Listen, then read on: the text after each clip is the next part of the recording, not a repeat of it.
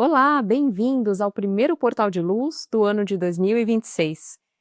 É muito bom nós termos metas claras para um novo ano que se inicia, como a aquisição de bens materiais necessários para o nosso bem-estar, ou hábitos saudáveis que nós estamos adiando para começar, metas profissionais e tantas outras bênçãos que nós gostaríamos de trazer para a nossa vida e para a vida daqueles que nós amamos. Mas que tal nós aproveitarmos esse momento tão propício para também traçarmos a meta de adquirir novos hábitos de ordem moral? Nós vamos falar sobre isso no programa de hoje. Mas antes, nós vamos ouvir juntos Chico Xavier. O êxito da reunião mediúnica como corpo de serviço no plano terrestre exige 3 elementos essenciais: o orientador, o médium, o assistente. Nesse conjunto de recursos tríplices, dispomos de comando, obediência e cooperação. O primeiro é o cérebro que dirige, o segundo é o coração que sente, o terceiro é o braço que ajuda. Sem a segurança e a ponderação do cérebro, seremos arremessados irremediavelmente ao desequilíbrio. Sem o carinho e a receptividade do coração, sofreremos o império do desespero. Sem o devotamento e a decisão do braço, padeceremos a inércia.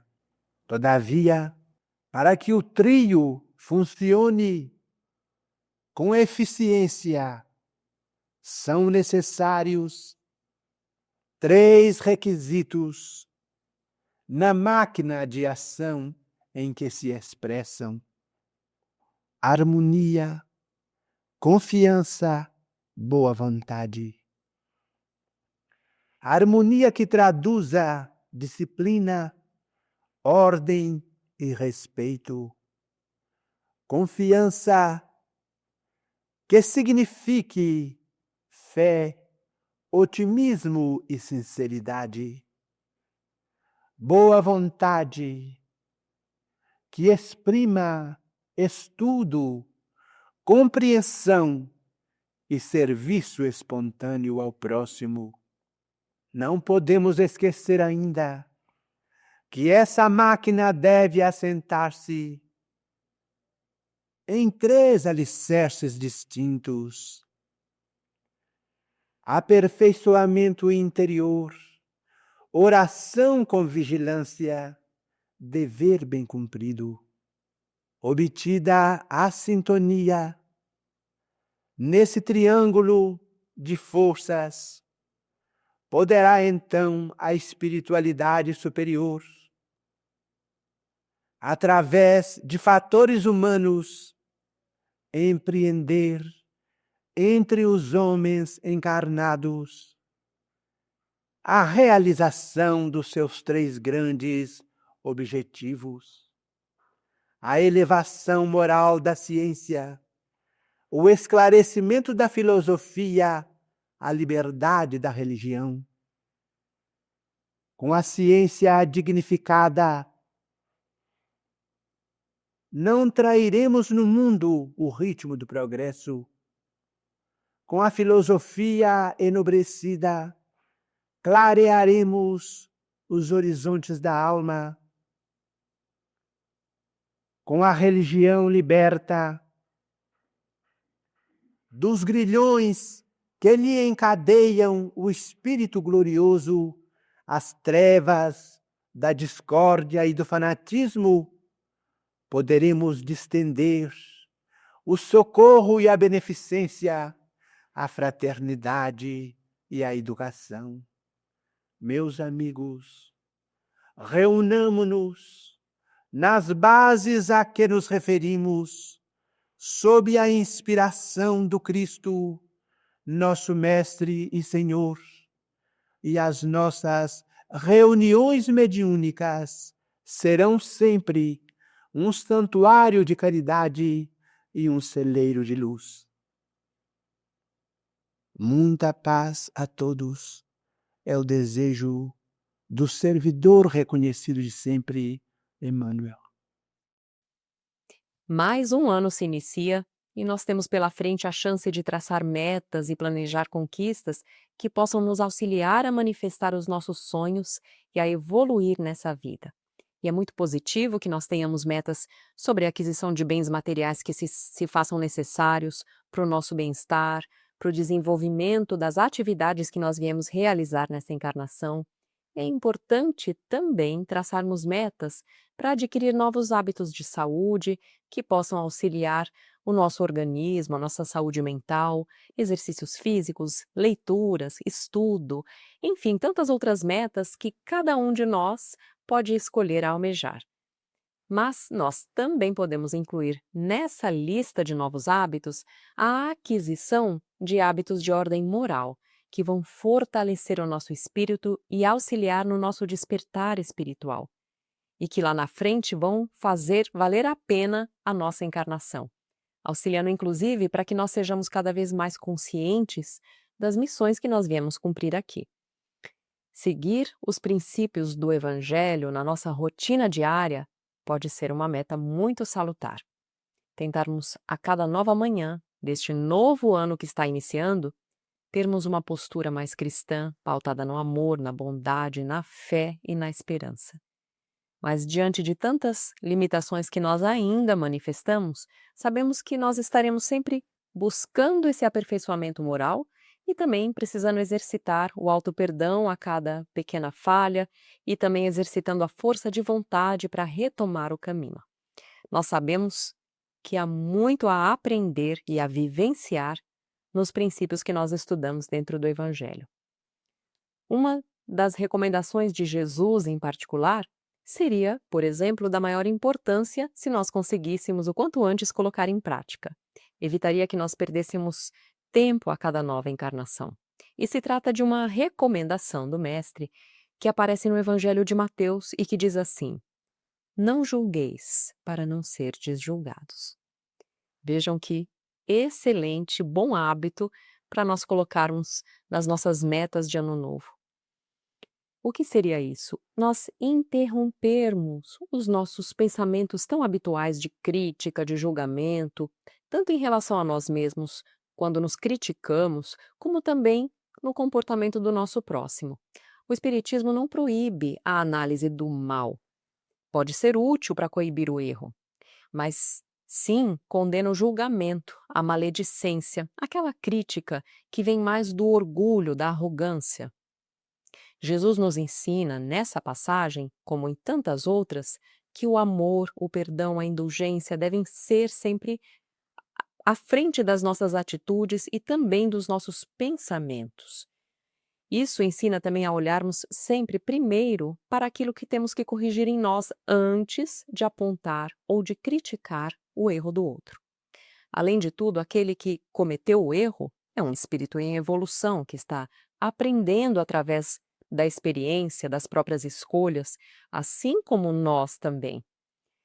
O que precisamos é buscar o perdão quando vemos a falha no outro ou a falha mesmo no nosso próprio comportamento.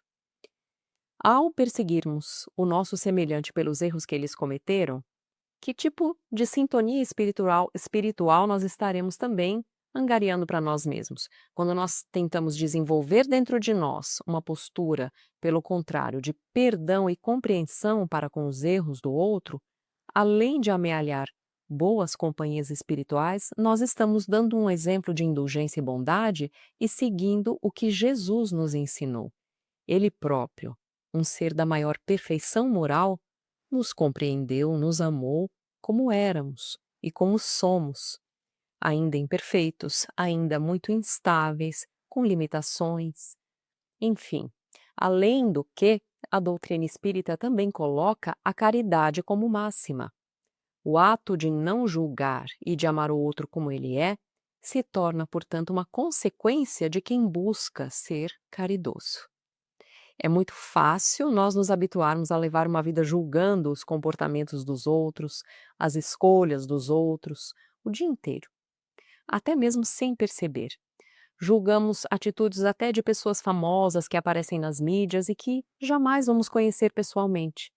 Desperdiçamos o nosso tempo olhando ao redor, criticando, julgando, de uma maneira quase inconsequente. E não é só nas orientações do Evangelho que esse hábito é apontado como algo a ser vencido. Segundo os profissionais da área da psicologia, trata-se de uma das formas mais improdutivas de usar a nossa energia mental. Se somos todos diferentes uns dos outros, cada um com as suas particularidades, o exercício da vida é o da aceitação, da tolerância, da empatia. E a neurociência já prova que nós agradecermos e apreciarmos a presença de todas as pessoas e de todos os acontecimentos que chegam até nós, potencializa as funções cerebrais e faz com que sejamos mais produtivos, mais presentes e até mais felizes. Quando nós somos generosos, gentis e seguimos a nossa vida amando e servindo, buscando aceitar o outro como ele é, banindo aquelas críticas silenciosas em pensamento que tantas vezes nós temos, nós estamos nos aproximando cada vez mais do amor incondicional pedido pelo Mestre Jesus na lei máxima do cristianismo: amai-vos uns aos outros como eu vos amei. Portanto, vamos aproveitar 2026 para observar o quanto ainda temos gastado do nosso tempo com pensamentos improdutivos, de críticas e de julgamentos, e renovar a nossa maneira de levar a nossa vida.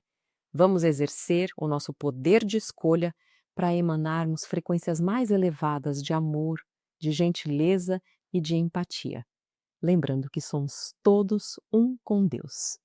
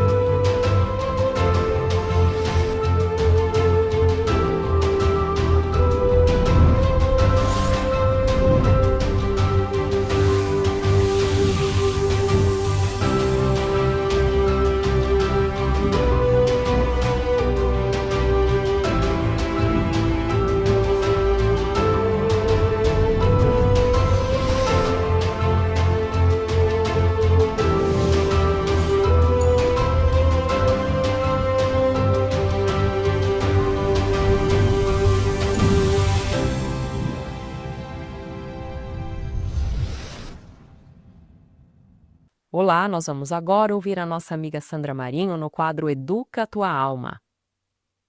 Queridos amigos, queridas amigas, no processo evolutivo em que nos encontramos, vivemos assim, completa e constante metamorfose, e ainda bem que é assim. Por mais que doa para alguns o processo de mudança, não tem outro caminho. Se quisermos realmente avançar na jornada de amar o próximo como a nós mesmos. Falando assim parece simples como uma receita de bolo, praticar os ensinamentos do mestre, mas sabemos que não é. Mas aproveitemos esta época em que normalmente, e mesmo sem querer, e planejamos de alguma forma o ano que começa, aproveitemos para fazer um diagnóstico real do nosso eu, identificando as nossas fraquezas e também os nossos pontos fortes, mais dignos, mais afinados com a nossa essência. E vamos planejar o nosso novo ano. Por que não?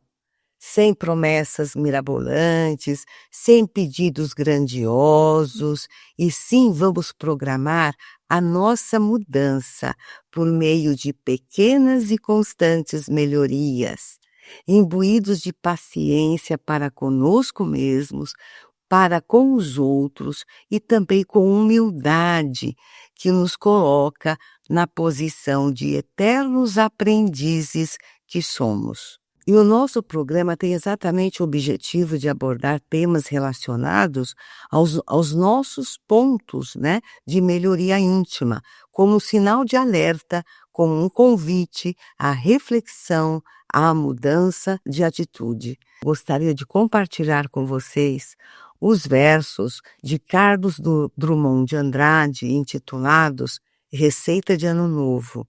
Belo texto que certamente nos ajudará na nossa reflexão. Então vamos lá. O texto. Para você ganhar um belíssimo ano novo, cor de arco-íris ou cor da paz, ano novo sem comparação com o tempo já vivido, mal vivido ou talvez sem sentido. Para você ganhar um ano não apenas pintado de novo, remendado as carreiras, mas novo nas sementinhas do vir a ser.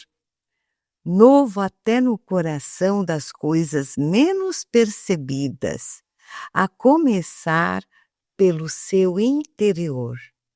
Novo, espontâneo, de tão perfeito, nem se nota, mas com ele se come, se passeia, se ama, se compreende, se trabalha. Você não precisa beber champanhe ou qualquer outra birita. Não precisa expedir nem receber mensagens. Planta recebe mensagens? Passa telegrama? Não precisa fazer lista de boas intenções para arquivá-las na gaveta. Não precisa chorar de arrependimento pelas besteiras consumadas, nem parvamente acreditar que por decreto da esperança, a partir de janeiro, as coisas mudem. Seja tudo claridade, recompensa, justiça entre os homens e as nações, liberdade com cheiro e gosto de pão matinal, direitos respeitados, começando pelo direito augusto de viver.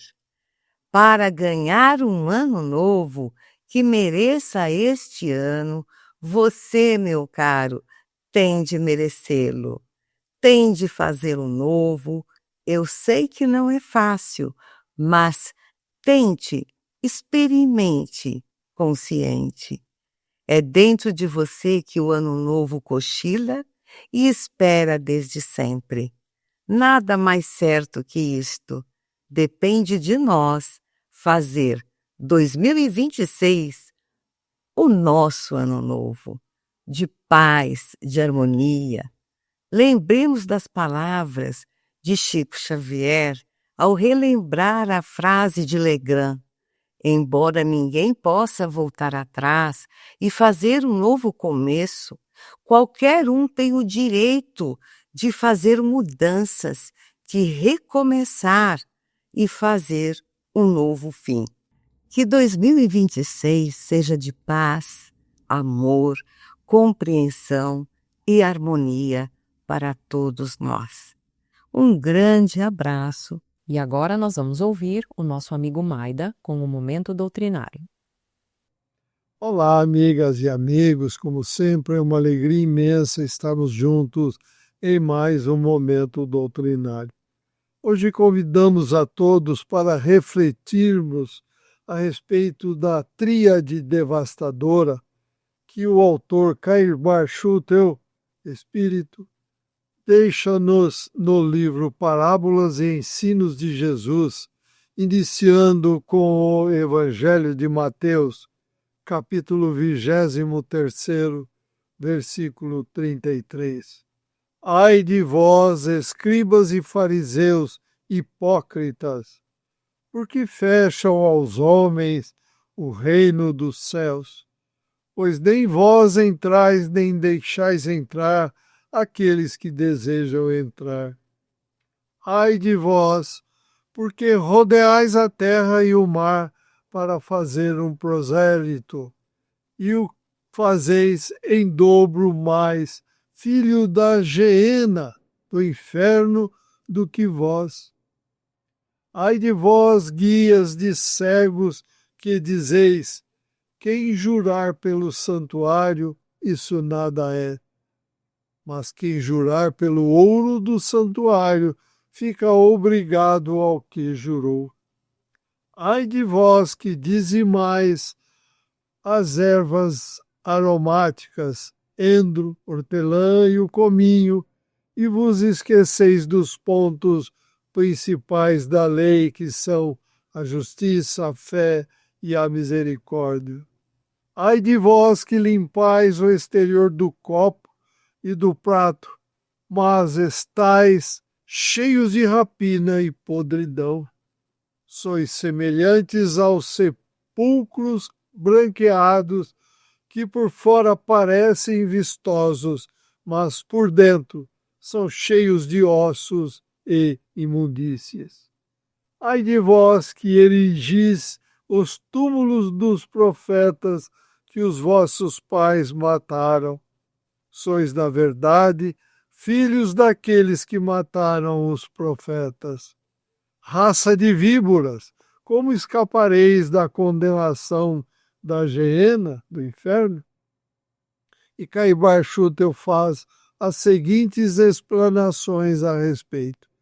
A população mundial está dominada por uma tríade devastadora: política, religião e ciência. Política sem ideal e sem caráter, religião sem fé, ciência sem sabedoria. Todas as baixezas que caracterizam e deprimem a pobre humanidade, todas as enfermidades físicas, morais e espirituais que afetam os homens, têm fundas raízes nessa árvore genealógica de todos os vícios e paixões más que bestializam as pobres almas e as agrilhoam a esse terrível suplício de Tântalo. Mistério humano, semelhante ao da Trindade papalina, que escravizou os mais sagrados dotes da liberdade e da justiça, produto teratológico do egoísmo e do orgulho dos Átilas e dos Herodes de todos os tempos. Tríade devastadora, demolidora pelos seus princípios, astuciosa pelas suas manifestações, pérfida pelos seus fins mercatórios, tem aniquilado todos os ditames do bom senso, abastardado todas as inteligências e abafado todas as luzes com que o sol pujante do progresso aquece a terra. Nos governos, como nas igrejas e nas academias, lavra desoladamente o dolo, a má-fé, a fraude consciente, o monopólio das posições para a exploração do direito das pessoas, o espírito de mercância que, na pretensão astuta de poder, de crer e de saber, não respeita a justiça, espezinha a caridade e agride a verdade, a célica virtude à qual o Cristo dedicou uma vida inteira.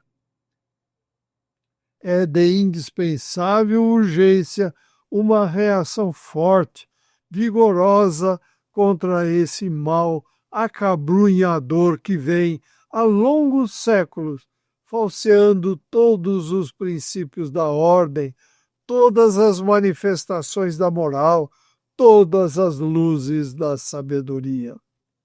E o Espiritismo aí está, com os seus prepostos visíveis e invisíveis, para dar o golpe fatal às instituições cujo maquiavelismo ensombra as consciências, mantendo-as na ignorância dos divinos preceitos do cristianismo.